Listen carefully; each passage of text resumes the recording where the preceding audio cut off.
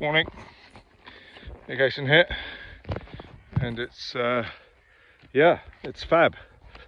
It's the sea is like a mill pond. There's a few early sailing boats out, and yeah, there you go. This is where England becomes amazing as the summer and the sunshine arrives.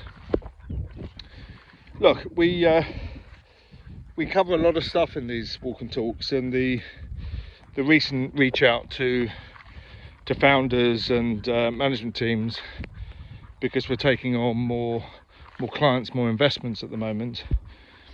A lot of familiar mistakes are happening all of the time, and I know that founders and designers, inventors, people with great ideas, they get enormously frustrated, and they come to us.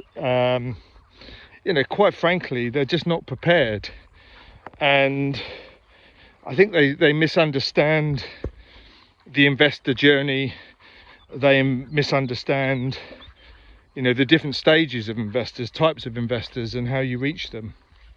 So very quickly, I just wanted to recap on that. So if you have an idea, and it's an idea, and you want to get funding for an idea, investors will expect you to put your own capital in and map out how you're going to bring that idea to fruition. It's hard to get money invested for an idea. Friends and family might go with you. Angels will still want to see something, and it's a tough one. If you have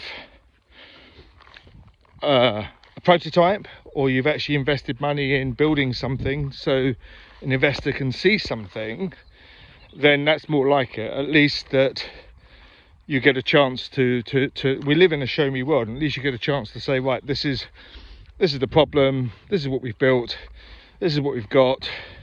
It may be an early stage, but this is how it solves the problem. And again, that's quite good for angels.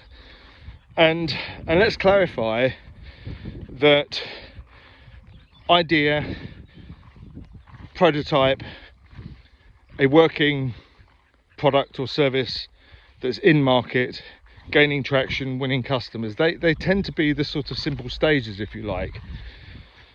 But each investor community has a different lens, has a different angle by which they view what you have.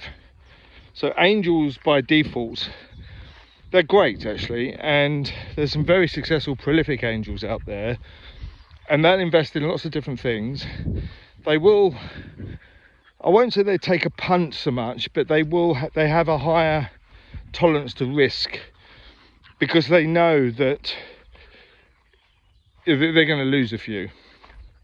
But they also know that if they get in early and they hit it big, then the returns are significant. And so the angel market is a particular market, and the angel market really can extend to 10, 20, 30, 50 grand, all the way up to a few million. We know angels that will invest significantly, but the angels that we work with and we know, they prefer to see something. Some angels are very hands-on, so if you take their money, expect for them to want to be involved in the business to help you. Maybe it will be to help you open up distribution, polish the proposition, or just add a bit of firepower to the management team. A lot of angels in a small business, with the young founders in particular, they will potentially look to be quite hands-on. So be ready for that. If you've got product, then it's a massive advantage, and you then have something to show. And the story really is that is the market convinced of what you've created, what product or service you've got, and are you getting traction? Are customers signing up, and are you starting to get customer revenue going? And are you at that point an angel investment still, or are you a investment for a fund or somebody else? And this comes down to sort of bang for your buck and value. if you get so big or to a size where your valuation starts increasing, then you qualify yourself out of the angel world, and that's, I think, quite misunderstood. You know, if you're going to put a 10 million valuation on a fledgling business, that's too rich for an angel.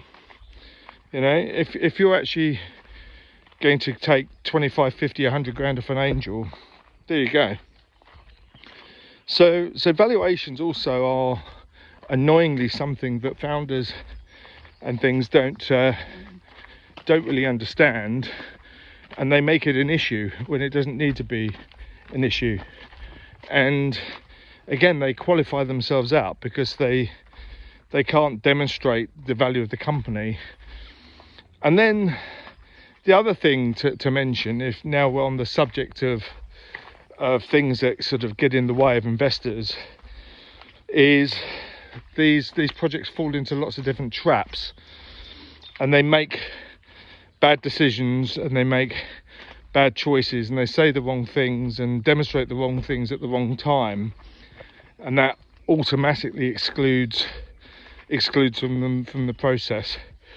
And you have to remember that investors are not short of opportunities. They hold the cash that you want, and your job, our job as co-investors as well, to tell the right story to get these people to part with their capital.